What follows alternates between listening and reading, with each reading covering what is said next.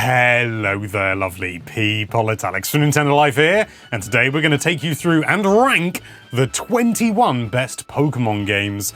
And we're specifically talking the mainline games. That means no Pokémon Stadium 2, no Learn with Pokémon typing adventure, and definitely no flipping Pokémon Pikachu. Look at him, he's having a sandwich, the cheeky little... And most importantly, all these mainline games, because it is all of them, have been ranked by you lovely people over on NintendoLife.com. So if you've got any complaints about the list, any order, anything like that, whatever's at number one, you know where to find yourself. One last note, we're going to be treating each version from a particular generation as one game. So for example, red and blue, that's just one game, you know, but yellow, that's a separate entry. Wow! But anyway, that's more than enough waffling. Let's dive right into things. Starting things off, we have Scarlet and Violet. Recency bias may be a factor here, but it's hard to deny that although these games were ambitious, they absolutely did not manage to achieve things in the way that I think fans wanted. For the first time, you can go anywhere and do anything you want in any order you like within reason, because the game doesn't scale, so you're either going to do stuff that's too hard for you, or later on you're going to come back and have things that are an absolute cakewalk. Performance is, across the board, also pretty terrible, and the game's, well, it's no oil painting. It has its good points for sure, but let's just say that we're not personally surprised that the community decided that this would end up right at the bottom.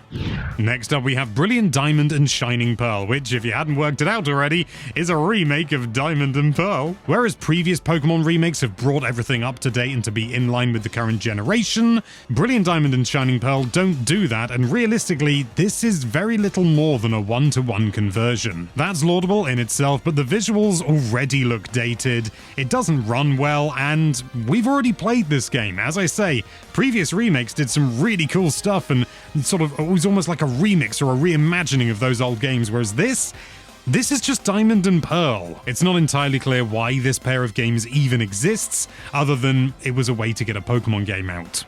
Moving on, we have Pokemon Let's Go Pikachu and Pokemon Let's Go Eevee. I think recency bias is definitely a thing here. These are kind of remakes of Pokemon Yellow, arguably Pokemon Red and Blue as well, but they also mix things up by bringing in elements and gameplay mechanics from Pokemon Go, which was an interesting move to say the least. The games look quite pretty in their own way, but they do lack the depth of other remakes as previously mentioned. It's definitely its own thing and is kind of like an introduction to the Pokemon series, and I can't deny that having your Pikachu or Eevee with you at all times and really bonding with them is kind of cool, but they very quickly become very overpowered, and the game was already very easy, meaning that there's not a lot of reason to come back to this one.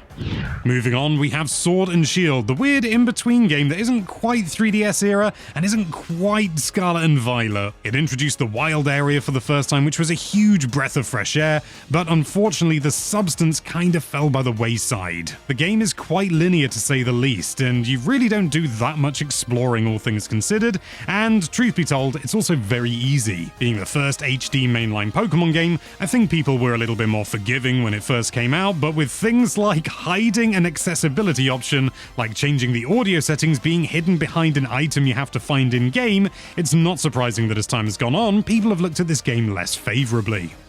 Next up, we've got Ultra Sun and Ultra Moon, basically the DLC games before they actually started doing real DLC for Pokemon. These are essentially more complete versions of Sun and Moon, and realistically, if you're only going to be buying one, you might as well go for one of the Ultra variants, because the games are quite similar in a lot of ways, which shouldn't be entirely surprising, given the fact that it's just the same names with Ultra in front. They're really good games, but it has to be said that these passed a lot of people by, because we'd only just had Sun and Moon, so there wasn't really a lot of incentive to go for this Ultra version later on. Next up, it's appropriate, we've got the standard Sun and Moon. It may be lacking certain features from the Ultra variants, but these are still two excellent games.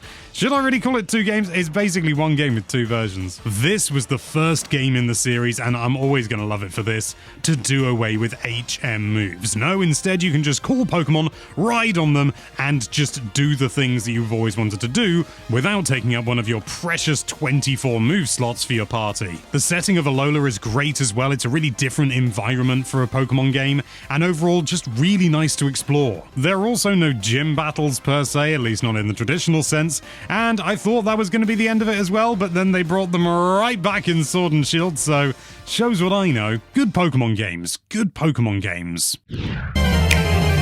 Next up, we have the original Diamond and Pearl, which will always have a special place in my heart, as I think the Pokemon game that I've played technically the most. Admittedly, I think a good 200 hours of that was just me riding my bike up and down to hatch eggs, but you know, it counts. The overworld and the environment may look a little bit shonky by modern standards, but the 2D artwork still shines beautifully. This was also the first time we got the global trade station, which for ages was really good, and nowadays is just people asking for a Mew for their Diglett. But even then, the idea that you could trade Pokemon over the internet was frankly just baffling to my child eyes. I was so besotted with Diamond and Pearl that I actually imported my copy early from North America because it was released earlier there, so I was the first person in my school to have a copy of Diamond, and that made me about as popular as you might expect. A great generation for Pokemon, and one that I think overall has actually aged quite well, even if initially it wasn't as well received. Next up, we're ditching the 2D altogether. We've gone into Pokemon X and Y. These were contentious games when they came out, but I think they've aged fairly well. Visually, they're lacking a little bit in certain areas. They're certainly not pushing the 3DS as far as later Pokemon games, but even then, still pretty good. To have those battles in 3D for the first time was, well, whilst it wasn't entirely mind-blowing, it was very, very nice. The storyline is pretty typical for Pokemon, and the fact that you've got like 8 different rivals, that's an exaggeration, it's not as many as 8, does make the game feel a little bit cluttered and a little bit disparate and spread out, but one thing that it will always be revered for is the introduction of Mega Evolutions, and you know Game Freak have been chasing that kind of clout since and have never achieved it. Although personally I actually quite liked Dynamaxing, but I know I'm in the minority. Mega Evolutions are broken, seriously overpowered things that basically turn already ridiculously powerful Pokemon into even more ridiculously overpowered Pokemon, with a few exceptions. I am so pleased that Beedrill finally got a use. Slight tangent, but I'm really disappointed they've never come back to this because there are so many Pokemon that are really cool and have the potential to be actually usable in these games, but they aren't, and a Mega Evolution is the solution to that. And they're just not doing it. Also, make Mega Evolution take a turn. You shouldn't be able to get a move in after that as well. It's broken. Moving on, the GBA classics. Yes, it's Pokemon Ruby and Sapphire. I grew up with all these games. What am I talking about? It's contentious, I know, but personally, I don't think we've seen a glow up for Pokemon as strong as this. Going from 8-bit, particularly if you were using an original Game Boy, as opposed to a Game Boy Color, all the way to this massive color in front of your face on a terribly poorly lit screen because it wasn't lit. It was incredible. It was a massive breath of fresh air, and it also brought in the running shoes, which... why did it take so long? I actually had a dream the other day that the running shoes were in red and blue, it's just no one found them, and you just had to hold B. It's not real though. Ruby and Sapphire was also the first time we got double battles at last, and whilst they don't come up all the time these days, it's still a nice different way to play the game, and certainly compared to other battle modes like triple battles and things like that, it stood the test of time and people are still doing them to this day. Next up, it's the originals. If you discount Red and Green, it's Pokemon Red and Blue. This is where it all began, and frankly, they still kind of stand up today. The games have aged, don't get me wrong, but at the same time, they also haven't in certain very remarkable ways. It was a pair of games very ahead of their time, and whilst we did have similar games out there, none of them managed to capture the imaginations of everyone everywhere like Pokemon Red and Blue. It was a phenomenon which we'll probably never see again.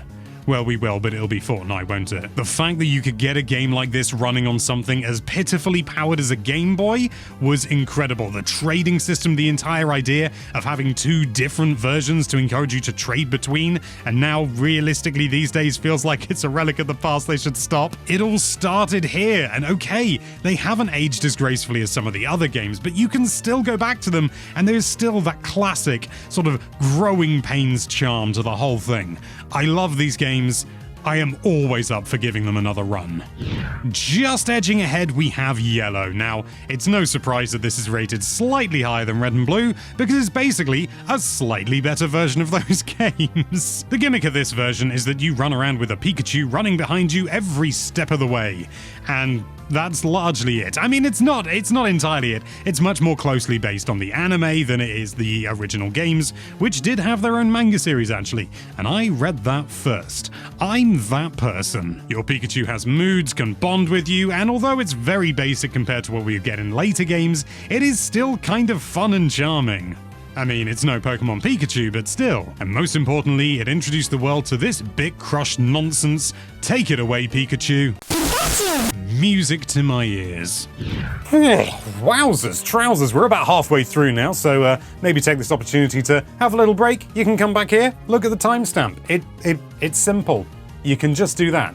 Or you can stick around and just binge the lot. That's good as well.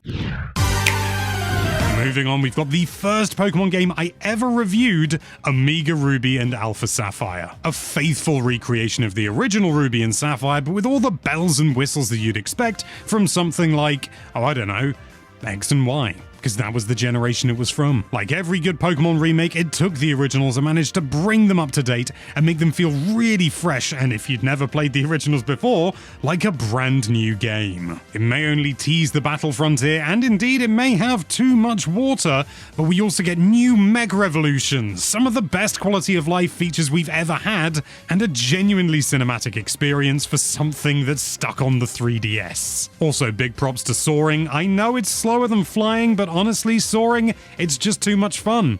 It's just too much fun.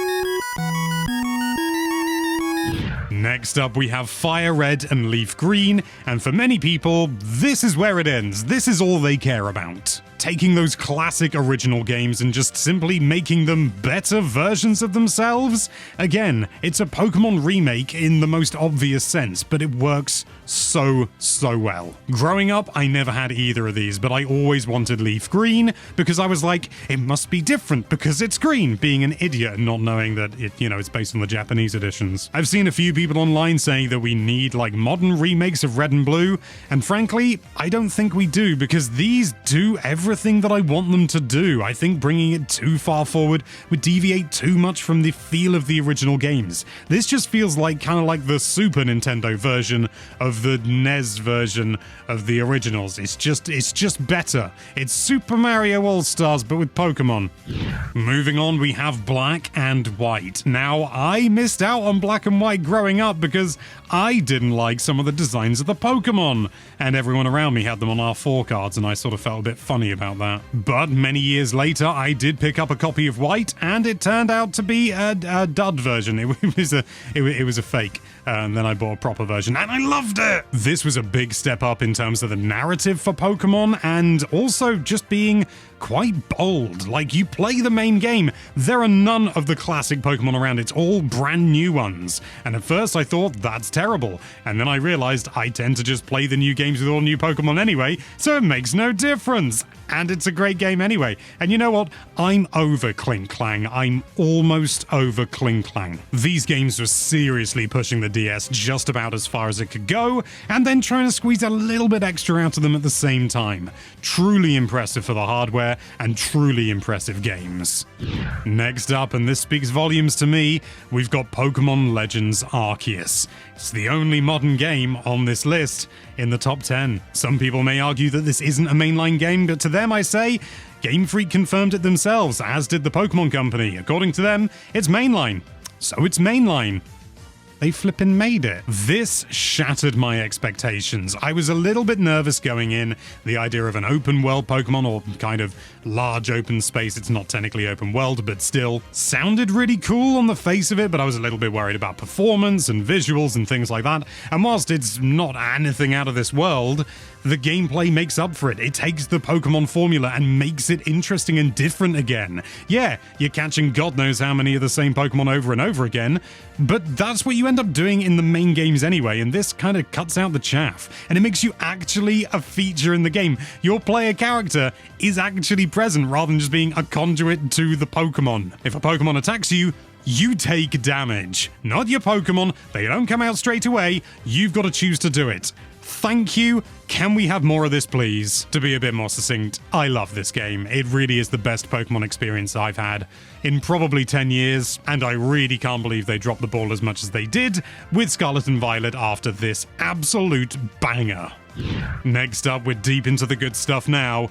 It's Crystal. Crystal managed to supersede Pokemon Yellow by being almost, I mean, it's not an entirely new game, but it feels so much more substantial and so much more of an upgrade compared to something like Yellow. Still love Yellow, don't get me wrong, but Crystal is something else. It was harder than the previous two games. It allowed you to play as a female character for the first time in the series, which was a bit overdue, but more importantly than anything else, it lent into the idea of mystery more, I feel, than any other game since. You've got the Unknown and all their mystery, you've got Suicune and all of its Suicune bits. That intro animation lives rent-free in my head. And speaking of animation, this is the first time that the Pokemon were properly animated on a large scale. And it's not super impressive by modern standards, but at the time, this was a little bit jaw-dropping. Like, it sounds pathetic to say now, but it was kind of jaw-dropping. What do you mean the Pokemon can move? More importantly, this stands as the only Game Boy Color exclusive Pokemon game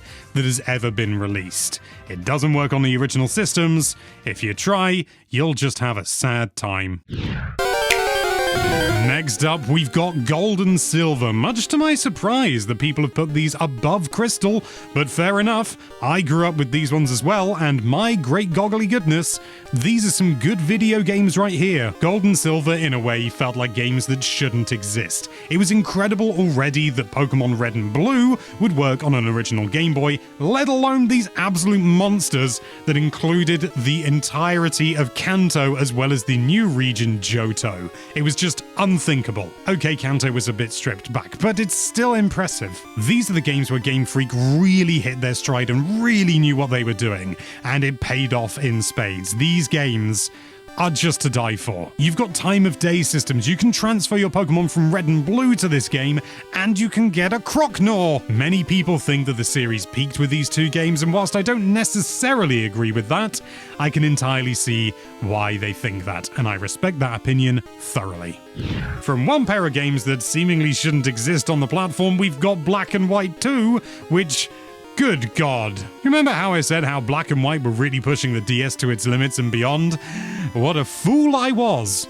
I knew this was coming, I just thought it'd be funny. The only direct sequels that are actually numbered in Pokemon's history, Black 2 and White 2, are excellent sequels at that. Again, I do feel they suffer from the same sort of problem that Ultra Sun and Ultra Moon did, where some people just kind of brush them off as just kind of sort of sparkly versions of the previous game and didn't bother. What a treat they missed out on. These games pushed the narrative evolution from Black and White even further by, well, being a direct sequel and carrying on that story from Black and White. And just as importantly, in some ways feels like pure fan service. But you know the kind of good fan service where it's actually good? The big standout for me, which is dripping with fan servicey goodness, is the Pokemon World Tournament. And if you can think of a character like a gym leader or an Elite Four member from a previous game, you could well end up fighting them here.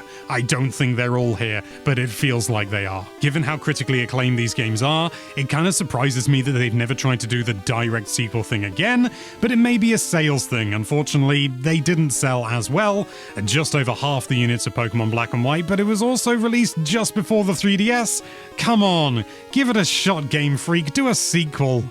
Next up, you lot have chosen it, it's Pokemon Emerald. I understand why they don't do them anymore, but why don't they do these like special versions anymore? They were always the best. There was always so much passion put into them, or at least there was largely a lot of passion put into them, like Pokemon Emerald. Whereas Ruby and Sapphire focused on Groudon and Kyogre, this time around we're looking at you, Rayquaza. He's on the box, it's to be expected. But I think the big reason this is held in such high esteem by the lovely Nintendo Life people is because of one thing and one thing alone: the Battle Frontier. This was essentially a condensed little Pokemon game all on its own island and was brutally tough by Pokemon standards. Like, I'm not sure much has come close, except maybe Pokemon Stadium, but we're not talking about that. People have been lamenting the lack of anything similar in recent years for as long as there hasn't been one. And to be brutally honest, I can see why. It's a great addition, and frankly, Pokemon needs more post-game. It needs more post-game like this. Next up, you voted for it. It's Platinum. It's the special edition of Diamond and Pearl. And it is frankly excellent. My brother had this one when I was growing up, and you know what? I was always furious with him because it was clear how much better it is than Diamond and Pearl. Okay, the differences aren't that stark, but this is easily just like a better version of Diamond and Pearl. One thing I always remember is that it just seems I haven't actually started recording yet, but I seem to remember, doesn't it just like run faster? Like Diamond and Pearl were glacial by comparison. Not only that, but it's also more challenging, and if you know anything about me, you know I long for some challenge in my Pokemon games. And the stuff with Giratina is just, it's just flat out kind of cool. I know Pokemon storylines aren't exactly like high art or anything like that, but there's something about Giratina, maybe it's because it was kind of a little bit Shadow the Hedgehog edge-esque. I don't know, I quite like it. I like Giratina more than Shadow the Hedgehog. And finally, you chose it at number 1. It's Heart Gold and Soul Silver, and I am so proud of you all for selecting this one. These, for me, kind of encapsulate everything that I love about Pokemon. A great varied Pokedex, pushing a system to its limits, rewriting an already familiar story, and yet making it better. Being gold and silver, essentially. I played this game to a ridiculous degree. I remember walking into the nearby town when I was in college. That's not university, it's basically late school. And I remember going out of my way to go to the local game and pick up a copy and then sitting down in a cafe and ordering like 1 cup of tea for 3 hours and just sitting there and playing this game and just being absolutely enthralled by it on my original clunky Silver DS Fat. Ask me on a different day, I may give you a different answer, but right now I have to agree with the list.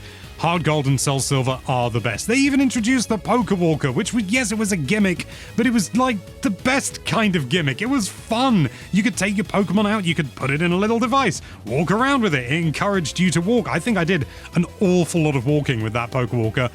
It just worked. It was the Pokemon Pikachu, but it made sense at last. Oh my god, my Venomoth's still here. These games are like lightning in a bottle. They're encapsulated. You can't really remake Gold and Silver again and have them be as excellent as this. I just don't think it's possible. Please prove me wrong. Please prove me wrong. But these just came out at just the right time. They were just what everyone was hankering for. They were based on 2 of the best Pokemon games ever released, and they are absolutely superb. And there you have it. That is every single Pokemon mainline game that has ever been released, ranked by you lovely people. Once again, ranked by you. Don't blame us. It's you.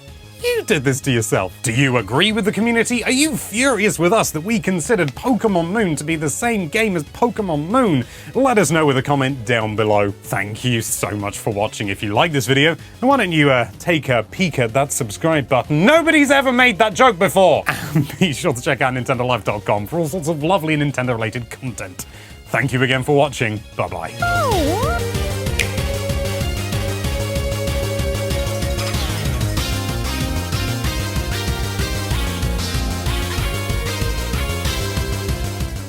I want to keep the Pokemon Pikachu here for the video, but it's loud.